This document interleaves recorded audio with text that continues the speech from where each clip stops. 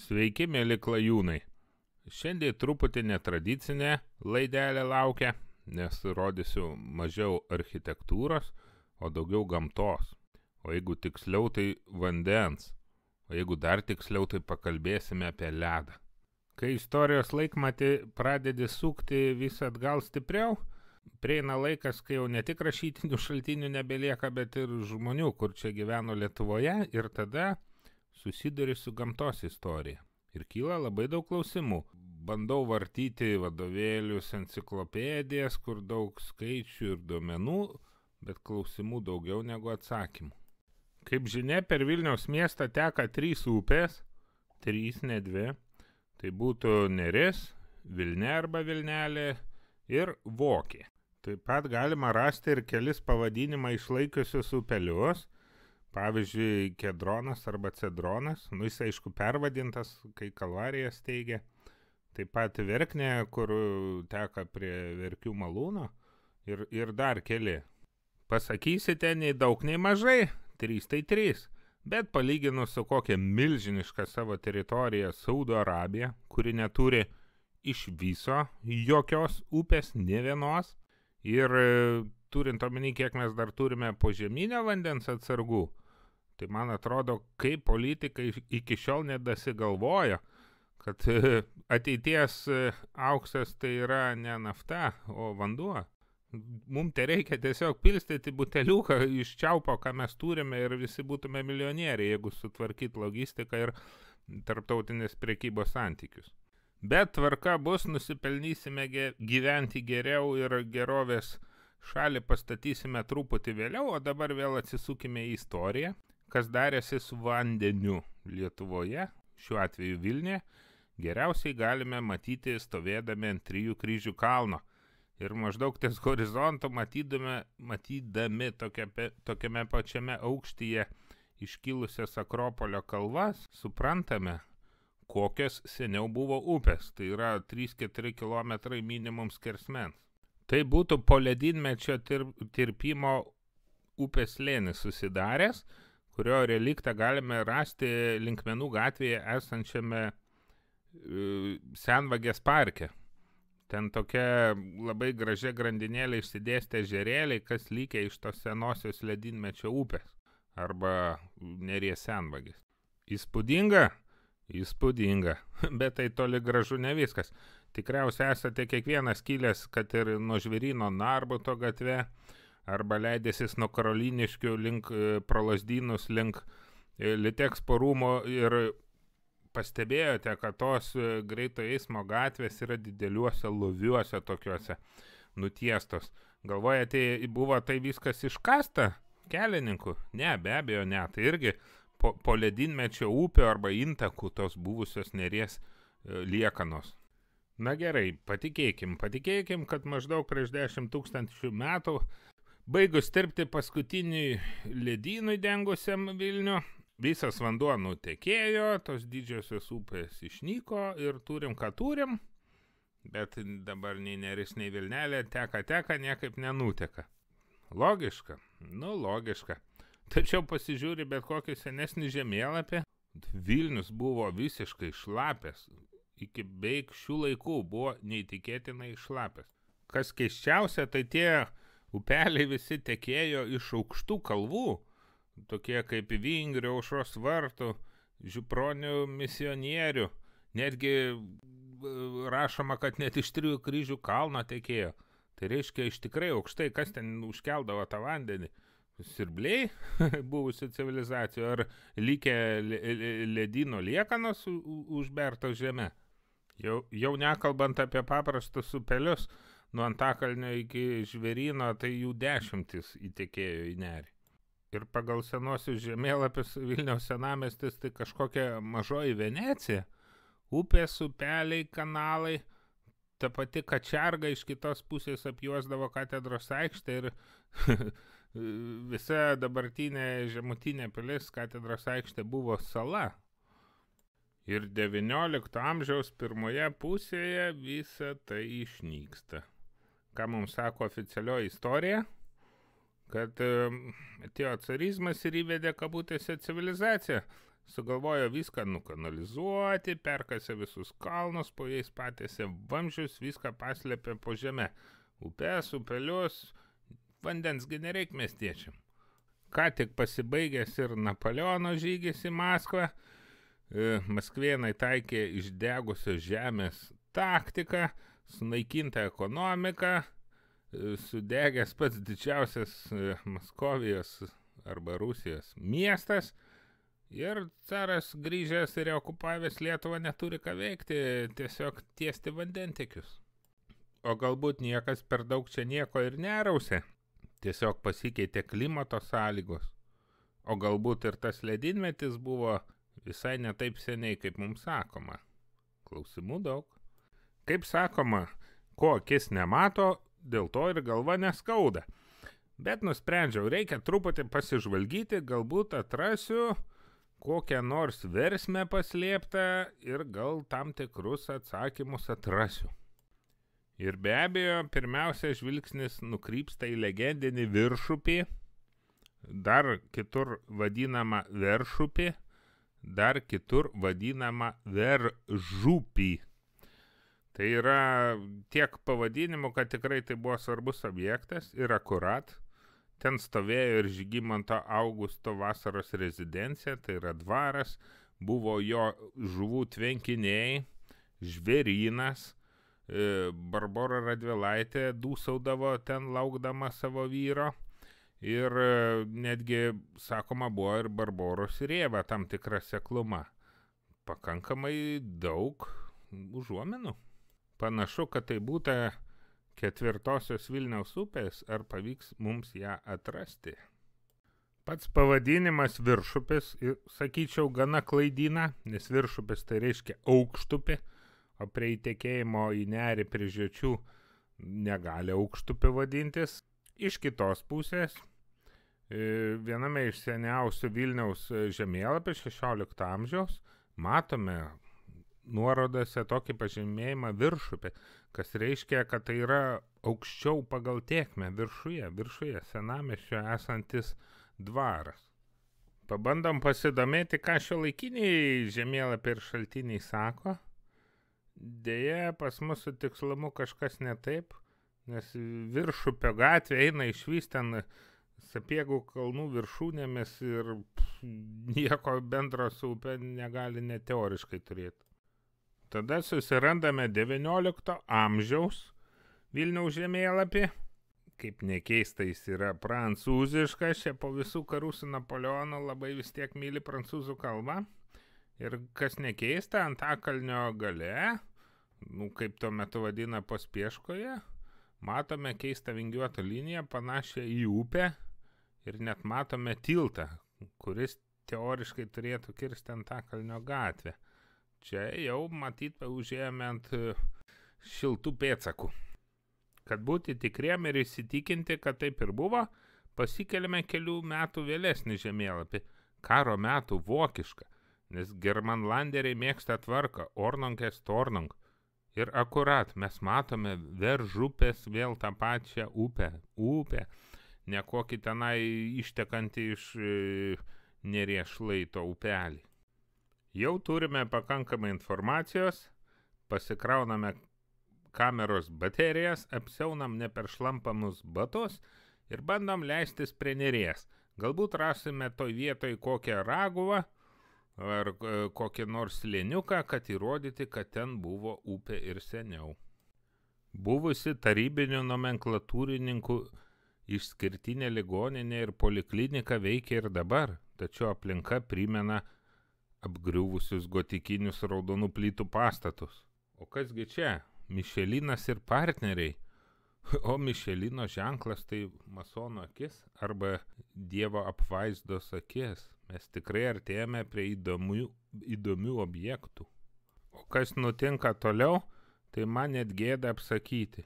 Tiesiog, takelis veda į upelio slėnį. Va tiesiog ranka paduoti. O tiek metų aš nieko nežinojau, kokia gėda, ir niekur literatūroje apie tai nerašė. Siaubas. Iškart patikslinsiu, kad tai nėra žymieji spalvotieji šaltiniai, kuriuos kiekvienas antakalnietis žino Bet šitas irgi upelis labai lengvai pasiekiamas. Tik pažiūrėkite, kokių stačių šlaitų, kokio galingumo griova arba raguva, kiek ten pilna ledynmečio galbūt akmenų, kokia ten stipri srovė kažkada tekėjo, dabar be abejo ji nusilpusi, bet tai turėjo būti įspūdinga. Bet ar tikrai tai ir gali būti Žygimanto Augusto paskutinio Jogailaičio vasaros rezidencijos karališkų rūmų vieta? Pabandykime išsiaiškinti. Iš karto daug klausimų kelia toks dalykas, kad slepiamas šio upelio pavadinimas. Netgi šiuolaikinėme nepriklausomos Lietuvos hidrologinėme žemėlapyje tai vardyta kaip bevardis upelis. O kai kurie istorikai bando nukreipti dėmesį, teigia, kad Viršupis ir Žygimanto dvaras buvo daug toliau, tenai kur Veržuva pro Bezdonis ir Vismaliukus kažkur teka, va ten buvo tikrasis Viržupis. Nu įsivaizduojat, važiuoja po darbų Žygimantas Augustas su karieta keliasdešimt kilometrų, tai visos dienos kelias. O pats geležiniausias argumentas, tai be abejo jau minėtas Germanlanderių žemėlapis. Jeigu Vokietys parašė, kad tai yra Viršupis, reiškia tai yra Viršupis. Ir nereikia čia daug ko mąstyti. Nors Viršupę deltą ir radome, bet nusprendėme dar truputį apsidairyti aplinkui, gal dar kas bus įdomaus. Ir iš tikro buvo. Bet prieš einant toliau turiu atkreipti vieną įdomų dėmesį, kad kažkodėl literatūra sako, kad tarpukariu Antakalnio gale buvo hipodromas, arklių lenktynės, aerodromas, kildavo lėktuvai, bet kai pažiūri į tarpukario žemėlapius, ten yra prancūziško tipo parkas. Kodėl bando kažką nuo mūsų nuslėpti? Ir žiūrint į tą tarpukario žemėlapį, tokia mintis kyla, ar tai negali būti parkas išlikęs bent jau takelių struktūrą nuo senovės LDK laikų? O jei pakeli carinį žemėlapį, nugi vėlgi geometriškai taisyklingas parkas. Ir netgi stovėdami Viršupio, ne virš upelio, žiotyse matome, kad tai buvo plati srovė kažkada. Dabar lygiai tik tai 200 metrų, bet kažkada tai buvo rimtas reikalas. Teigiama, kad dar 19 amžiui čia Adomas Kirkoras, toks istorikas, atliko kasinėjimus ir atrado įdomių dalykų nuo koklių iki monetų. Tačiau 92 metais keli bandymai, šurfai nieko neparodė. Ar tai reiškia, kad nei Viršupio upės, nei Augusto dvaro mes niekada ir neberasime? Ne ir dar kartą ne. Einam pažiūrėti. Iš karto turiu įspėti, kad šitas maršrutas nėra labai patogus, ypač senjoram, todėl nusiteikite apsiauti gerus batus bent jau. Panašu, kad vasarą čia turėtų būti erkynas ir pelkynų augmelynas. Todėl siūlome tyrinėti vietovę ankstyvą pavasarį arba vėlyvą rudenį. Sėkmingai veikia tiltą metame paskutinį žvilgsnį į Viršupio upelį ir ruošiamės į tokią šaltiniuotą pelkę. Pagal žemėlapius tai nemažas brūzgynais apaugęs plotas pakrantėje, galbūt tenai ir bus kokių dvaro liekanų. Ir iš karto papuolame į kažkokią apokaliptinį vaizdelį. Manyčiau, naktį čia geriau nevaikščioti, nes nusisukt sprandą lengva. Toks vaizdas, kad praūžia kažkokie tornadai ar mega potviniai, visi medžiai išvartyti.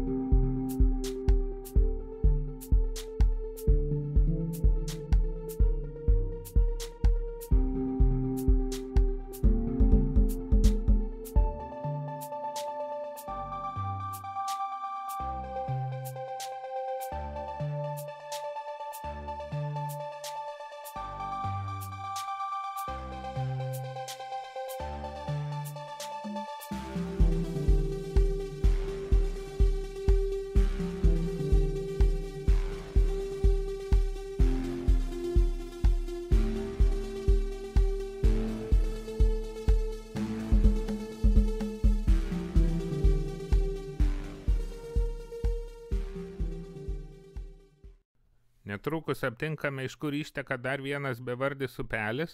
Panašu, kad negeri žmonės savo autais bandė užkimšti vamzdį, bet sukilęs spaudimas išsprogdino viską kartu su betonu ir vanduo vėl laisvai teka.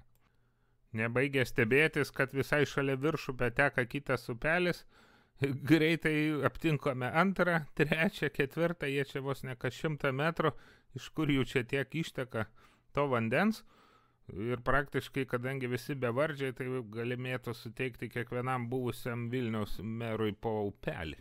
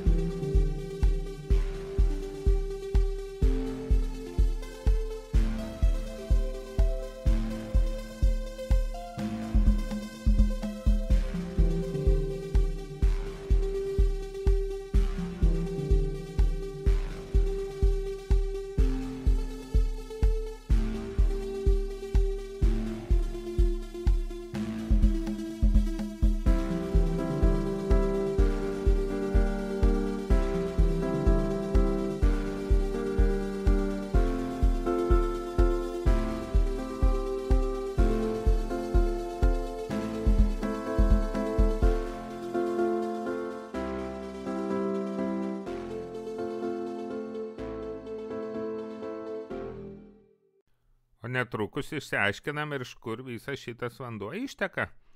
Vienas upelis platėdamas mus nuveda galų gale į tą paslaptingąją pelkę. Ji iš tikro yra.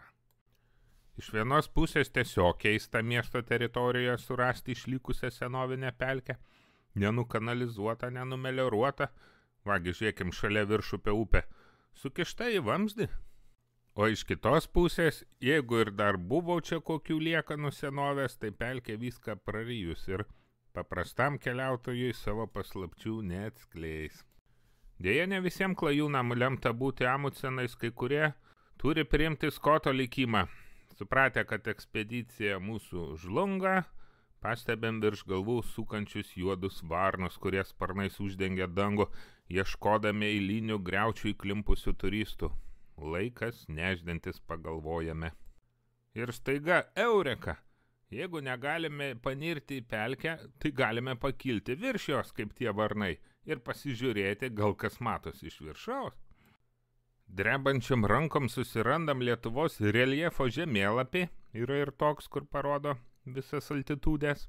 Susiorientuojame, kur antakalnis, kur antakalnio žiedas ir išsididiname vaizdą. Šalia specligoninės aiškiai matome likusią nepaslėptą Viršupio upelio vagą, o po ją ir pelkę mūsų ką tik apeitą. Ir joje matosi kažkokios labai keistos struktūros. Kas čia per megalitinės liekanos? Kokie senovės milžinai tokius kiklopinius darbus galėjo atlikti? Įsižiūrėkime dar kartą, tai didžiulės stačiakampės formos. Ar tai galėjo būti tvenkinių liekanos, žvėryno kažkokių aptvarų liekanos, o gal pačių rūmų pastatų? Kaip bebūtų, atsakymo mes dabar nesužinosime, reikalingi detalesni archeologiniai tyrimai. Vis dėlto spėčiau, kad tai senesni dariniai negu sovietmečio, nes pati pelkė jau matosi labai sena ir apleista. Atsimintume, čia būtų kas stovėję neseniai. Prieš palikdami pelkės zoną, ateities archeologam paliekame nedidelę staigmenėlę. Jeigu kada po 100 ar 200 metų ras, galės kurti savo hipotezės, kad senovė iždas buvo laikomas medžių drevėse. Galų gale laimingai išsikapstome iš stalkerio zonos, tegul šitas dujų dangtis būna jums kaip orientyras į kitą įėjimą į pelkę, bet kaip minėjau, maršrutas gan pavojingas. Štai netgi matote, varnai iš vieno iš stalkerių rankos darosi vytintą hamoną. O jei šlaito viršuje išvysite netyčia tokias įgriuvusias betonuotas duobes, tai nepalaikykite jų priedangą nuo atominio karo, o tai tiesiog yra senų sovietmečių garažų duobės. Jau ir sutemo laikas būtų namo traukti, tačiau viena mintis vis dar kirba ir neduoda ramybės. Jeigu iš tikrųjų identifikavome šį bevardį upelį kaip viršupį, o kurgi senasis upės slėnis, kur šimtmečiais buvo išgraužtas, ar pavyktų jį surasti? Ir dar kartą gelbėja Germanlanderių žemėlapis, uždedama ant šio laikinio gatvių plano ir po truputį atidenginėjom. Ir žiūrim, kaip viskas sutampa. Štai ir tiltelis per Antakalnio upę, o toliau idealiai eina Žirgo gatve. Pakinti sėkmės vėl pasikeliame ir reljefinį žemėlapį ir bandome nuo viršupio žirčių atsekti slėnio trajektoriją. Ir akurat, viskas pavyksta. Ties Antakalnio žiedu kiek aplyginta, tačiau toliau Žirgo gatve vingiuoja aukštyn link Sapeiginės kalvų. Čia tikrai buvusi upė. Ir klajūnai nebūtų klajūnai, jeigu iš karto nepultų į vietą patikrinti, kaip tas slėnis atrodo dabar, nesvarbu, kad naktis, nesvarbu, kad pavojinga. Upė Antakalnio gatvė kirto ties salele skiriamąją, o tiltas stovėjo būtent toj vietoj, kur apsisukimo juosta. Štai būtent šitas taškas. O toliau, dar kiečiau, aptinkame buvusios upės statų skardį išlikus iki šių dienų. Būtina užsiropšti ir apsižvalgyti. Paradoksas, bet naktis būtent pats geriausias laikas tokiam tyrimam. Jūs tik pasižiūrėkit, pačius slėnio dugno, kur ošė tekėjo vanduo, dabar eina šaligatvis ir jis naktį apšviestas ir mes puikiai matom, kaip slėnis vinguriuoja aukštyn. O abipus buvusios vagos šiandien bei ten šlaituose matosi išlikę rieduliai, gražiai dabar sustatyti palei taką. Manau, čia jau pagaliau dėsime ir tašką, paliksime šiek tiek intrigos žiūrovam. Dabar jūs patys galėsite žinodami nueiti ir patikrinti Žirgo gatvę ir pabandyti per kalvas sekti buvusios upės vaga aukštyn ir patys pamatyti to, ko mes nenufilmavome. Sėkmės, bičiuliai!